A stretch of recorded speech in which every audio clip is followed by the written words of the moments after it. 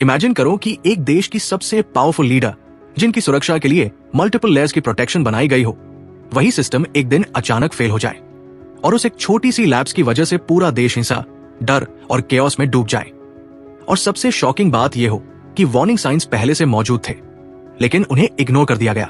आखिर 1984 में ऐसा क्या हुआ जिसने भारत को एक बड़े इंटरनल क्राइसिस की आग में झोंक दिया?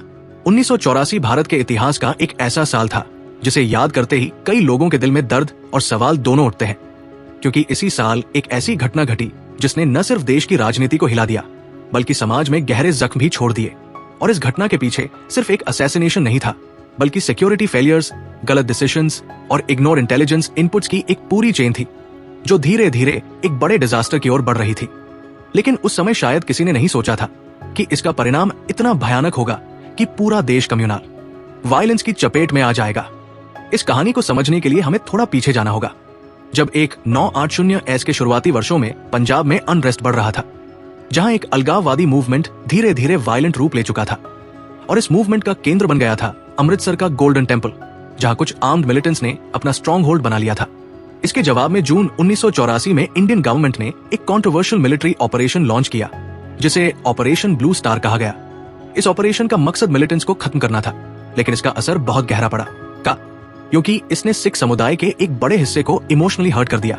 और यहीं से डिस्ट्रस्ट और एंगर की एक नई लहर शुरू हो गई, जो धीरे धीरे पूरे देश में फैलने लगी। ऑपरेशन ब्लू स्टार के बाद इंटेलिजेंस एजेंसीज ने बार बार वार्निंग दी कि प्राइम मिनिस्टर की सिक्योरिटी को लेकर खतरा बढ़ चुका है। खासकर उनके अपने सिक्योरिटी स्टाफ में मौजूद सिख पर्सनल को लेकर कंसर्न्स जताए गए। कुछ एडवाइजर्स ने सुझाव दिया कि उनके क्लोज सिक्योरिटी सर्कल से सिख गार्ड्स को टेम्परेरीली हटाया जाए, लेकिन यह डिसीजन पॉलिटिकली सेंसिटिव था, क्योंकि इससे डिस्क्रिमिनेशन का आरोप लग सकता था। और यही वो क्रिटिकल मोमेंट था जहां एक टफ डिसीजन लेने की जरूरत थी।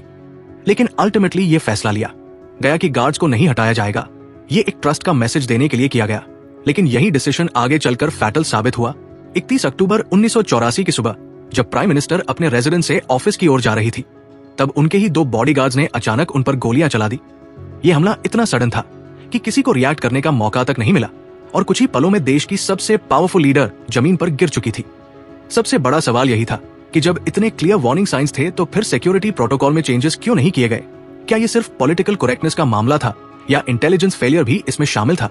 इन्वेस्टिगेशन में ये सामने आया कि कई बार थ्रेट परसेप्शन को अंडर एस्टिमेट किया गया और कुछ रिपोर्ट्स को सीरियसली नहीं लिया गया। लेकिन मिस्ट्री यही खत्म नहीं होती, क्योंकि असैसिनेशन के तुरंत बाद जो हुआ वह और भी ज्यादा शॉकिंग था।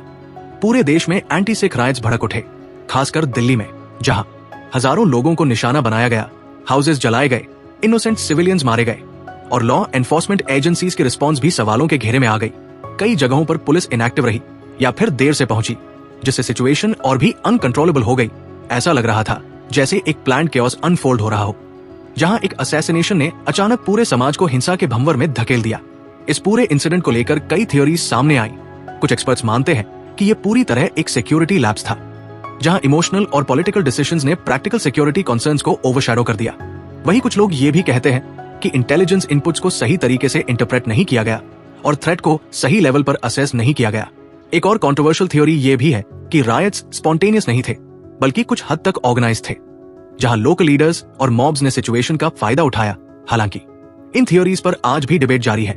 ऑफिशियल रिपोर्ट्स और कमीशंस ने कई फाइंडिंग्स दी, लेकिन आज भी कई लोग मानते हैं कि पूरी सच्चाई सामने नहीं आई और कई सवाल आज भी अनआंसर्ड है।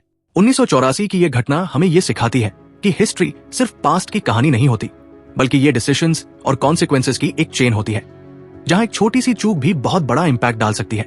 प्राइम मिनिस्टर की सिक्योरिटी में हुई ये लैप्स सिर्फ एक असैसिनेशन तक सीमित नहीं रही, बल्कि इसने पूरे देश को हिंसा और डिस्ट्रस्ट की आग में झोंक दिया। और आज भी जब हम इस घटना को देखते हैं, तो ये सवाल उठता है कि अगर उस समय वार्निंग्स को सीरियसली लिया जाता, अगर टफ डिसीजंस लिए जाते, तो क्या इतिहास कुछ और होता? शायद हाँ, शायद नहीं। लेकिन एक बात तय है कि ये घटना हमेशा हमें ये याद दिलाती रहेगी कि लीडरशिप, सिक्योरिटी और रिस्पॉन्सिबिलिटी के बीच बैलेंस कितना जरूरी होता है, क्योंकि कभी कभी एक गलत फैसला पूरे देश की किस्मत बदल देता है।